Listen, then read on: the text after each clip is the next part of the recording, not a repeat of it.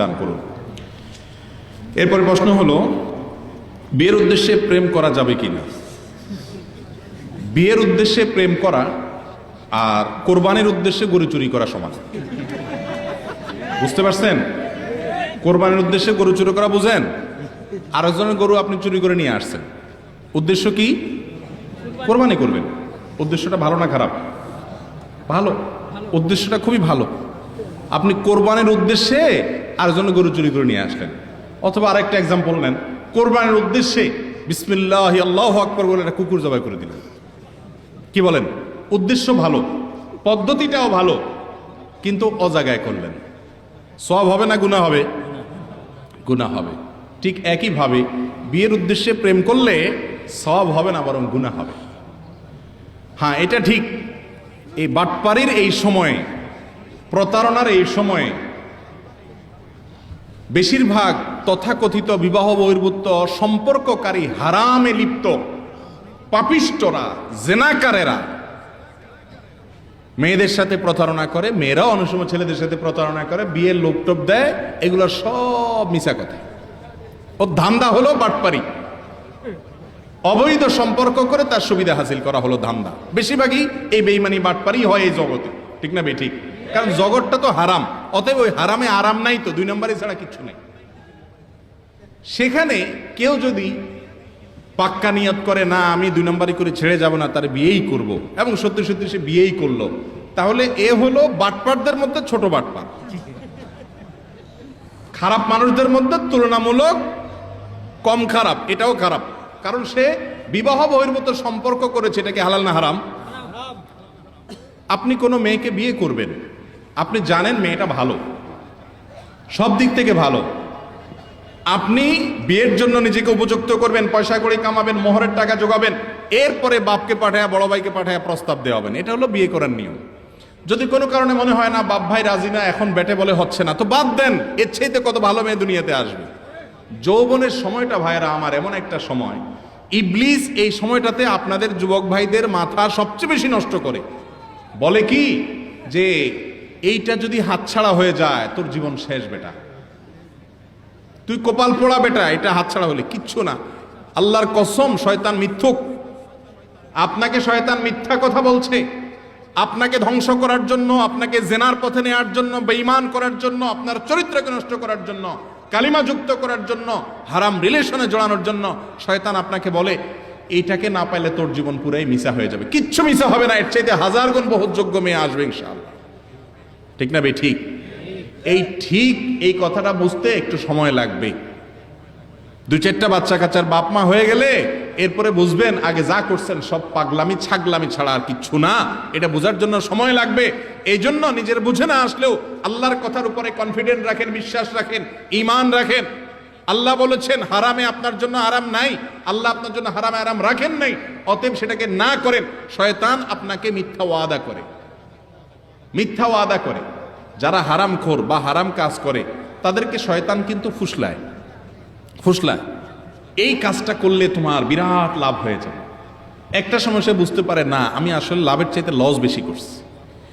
এই বিবাহ বহির্ভূত সম্পর্ক করে যত সম্পর্ক হয়, মনে হয় যে কপতি অবৈধ সম্পর্ককারী জেনাকাররা একজন আরেকজনকে পাইলে মনে হয় সুখের সাগরে ভাসবে।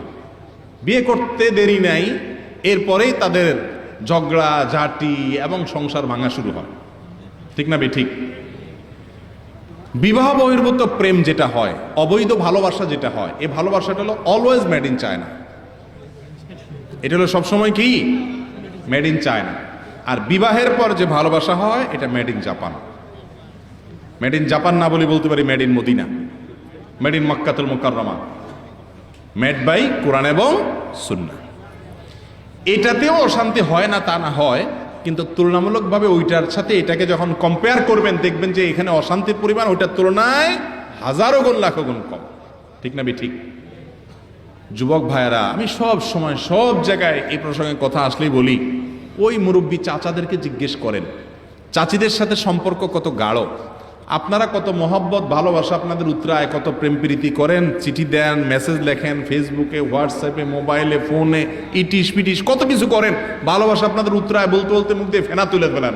কিন্তু এরপরেও দেখা যায় বিয়ের 6 মাস যেতে না যেতে বিয়ে ভেঙে যায়। ওই যে মেড ইন চায়না, টিকে না। আর মুরব্বীদের যে ভালোবাসা ছিল, যায় দেখেন সারাদিন চাচি কাজ করছে, চাচা খেতে কাজ করছে, একটু দেখাও পায় নাই, একটু কথা বলার সুযোগও পায় নাই, কথা বললেও দোষ মনে করতে মুরব্বীরা, কোনো চান্সই পায় নাই, ওই রাত্রে শোয়ার সময় একটু দেখা হয়েছে। কিন্তু 60 বছর 50 বছরের বৈবাহিক সম্পর্ক এখনো ওই বুড়িরে ছাড়া বুড়া, বুড়ারে ছাড়া বুড়ি, চাচারে ছাড়া চাচি, চাচিরে ছাড়া চাচা বাসেন। ঠিক না ভাই? ঠিক। তাদের ভালোবাসা অরিজিন না আপনাদের এই যুবকদের, আজকালকার যুবকদের ভালোবাসা অরিজিন? তাদেরটা বেশি অরিজিনাল না, খাঁটি না? এখনো সব বেজাল আর 2 নম্বর। শয়তান মিথ্যুক, সে আপনাকে বলে না এই মেয়ের সাথে বিয়ে না করলে তোমার জীবন শেষ হয়ে যাবে। আপনি বলবেন ডাহা মিথ্যা কথা বলতেছিস তুই, কিচ্ছু হবে না, ওর মতো কত মেয়ে আসবে যাবে। আমি নিজেকে গড়ি এবং সৎ পথে চলি।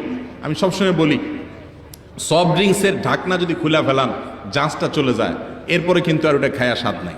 ঠিক না ভাই? ঠিক। যারা যৌবনকালকে নষ্ট করে ফেলেন এই সমস্ত অবৈধ ভালোবাসায়, হারাম সম্পর্কে, তারা যখন বিবাহ শাদী করেন ওইটা জাহাজের মতো আবেগটা শেষ হয়ে যায়, একবার ইউজ হয়ে গেছে, এরপর আর আবেগ আর কাজ করে না, পুঁজিতে টান পড়ে।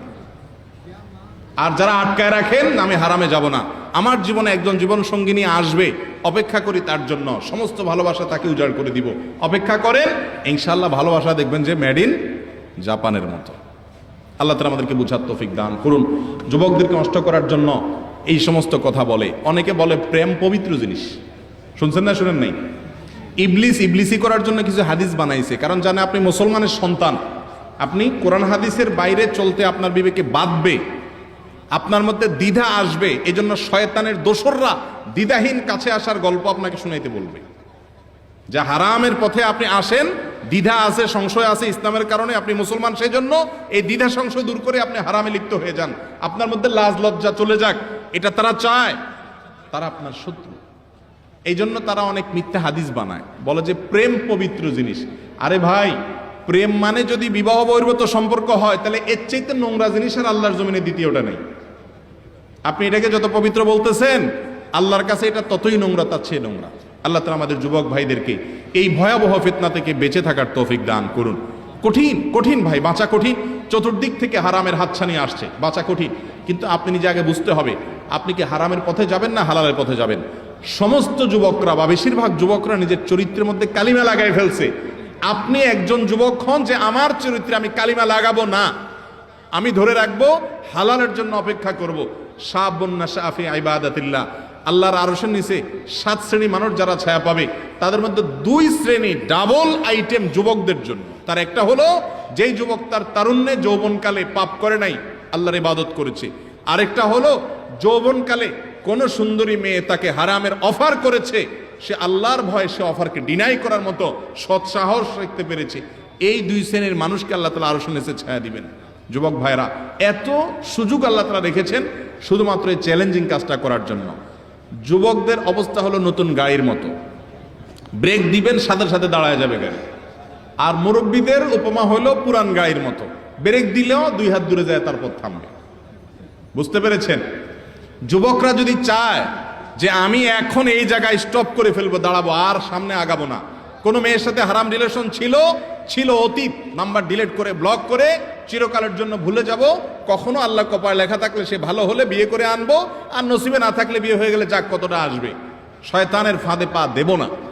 এরকম যদি ফুল স্টপ করে ফেলতে চায়, যুবকরা চাইলে সম্ভব, কারণ আল্লাহ তাআলা এটা নতুন গাড়ির মতো হার্ড ব্রেক তাদেরকে দিয়েছেন। মুরব্বীরা চাইলেও পারে না, ব্রেক দিলেও আরো কিছু দূর চলে যায়। এই জন্য যুবকদের জন্য এত অফার আল্লাহ তাআলা দিয়েছেন, কারণ তাদের জন্য কাজটা সহজ। চেষ্টা করা যেন যুবক ভাইরা, ইনশাআল্লাহ। অতএব বিয়ের নিয়তে প্রেম আর কোরবানের নিয়তে গরু চুরি প্রায় এক। আল্লাহ তাআলা আমাদেরকে এই নেক্সট সুরত ধোকা, এটা বলো নেক্সট সুরত ধোকা। শয়তান বলে তোমার উদ্দেশ্য তো খারাপ না, তুমি তো বিয়ে করার নিয়ত করছো, তুমি তো ইটিস পিটিস করে বদমাইশি করার নিয়ত করো নাই, অতএব তোমার জন্য এটা হালাল হবে। এটা ইবলিসে আপনাকে বুঝাবে। ইবলিসে বলবেন যে হালাল হবে তখন যখন আমার সাথে তার ইজাব কবুল হয়ে যাবে, আগ্ধ হয়ে যাবে, 2 সাক্ষীর সামনে বিবাহ পড়ানো হয়ে যাবে, এরপর থেকে সে আমার জন্য হালাল। তার আগ পর্যন্ত হালাল নাই। বিয়ের আগের ইটিস পিটিস ইসলাম জায়েজ করে নাই। এই যে মুরব্বী চাচারা যাদের কথা বললাম, তাদের ভালোবাসা আমাদের যুবকদের চাইতে অনেক শক্ত এবং রিয়েল ভালোবাসা। এই ব্যাপারে কি আপনাদের কারো কোনো দ্বিমত আছে? দ্বিমত করার কোনো সুযোগ আছে? আজকালকার ভালোবাসার চাইতে চাচাদের মুরব্বীদের ভালোবাসা অনেক স্ট্রং, এ ব্যাপারে কোনো সন্দেহ আছে? কয়টা বিয়ে ভাঙছে তখন খবর নিয়ে দেখেন। চাচি এখনো চাচা ছাড়া বাঁচে না, কি পাগল। পরকীয়ার কথা তাদের মাথায়ও আসেন, এত ভালোবাসা বাসায় খাবারও ছিল না, হয়তো চাচা সারা বছর একটা শাড়িও দিতে পারে নাই, তারপরও ভালোবাসা এত প্রগাঢ়। আর আপনি সারাদিন চাইনিজ নিয়ে খাওয়ান, বাদাম খাওয়াইতে খাওয়াইতে ফকির হয়ে গেছেন, তারপরেও টিকে না। ঠিক না ঠিক? আর ওই মেয়েটা সাজতে সাজতে সাজতে সাজতে নিজের মানে শরীরের উপরে ময়দার স্তর ফেলাই দিছে, তারপরেও টিকে না, আপনার মন পায় না। ঠিক না ঠিক? কারণ হচ্ছে মেড ইন চায়না তো 2 নম্বর জিনিস। তো বিয়ের আগে যত সম্পর্ক আছে এগুলো সবগুলো মেড ইন চায়না, এগুলো টিকে না। এইগুলোর ট্রেনিং যারা আপনাদেরকে দেয়, দেখবেন 5 নম্বর বিয়ে হয়েছে। কয়দিন আগে এটা শুনলাম, পত্রিকায় লিখছে যে 5ম বিবাহ হলো তার। বিয়ে কয়দিন পর পর ভাঙে কি স্বাদের চোটে? তাইলে আপনাদের রিয়েল ভালোবাসা চান, জীবনের তরে হারাম রিলেশনকে না করে দেন। যুবক, আমি হালালের জন্য অপেক্ষা করব। হিম্মত করা যাবে না ইনশাআল্লাহ? যদি হালালের জন্য অপেক্ষা করেন, একজন সৎ জীবন সঙ্গিনী জীবনে খুঁজে নিতে পারেন, রিয়েল ভালোবাসা কাকে বলে, কত প্রকার কি কি, সেটা আপনি পাবেন। ওই প্রেমটা পবিত্র হবে যেটা বিবাহের পর হবে ইনশাআল্লাহ। চেষ্টা করবেন না? আল্লাহ আমাদের সবাইকে হেফাজতে থাকার তৌফিক দান করুন।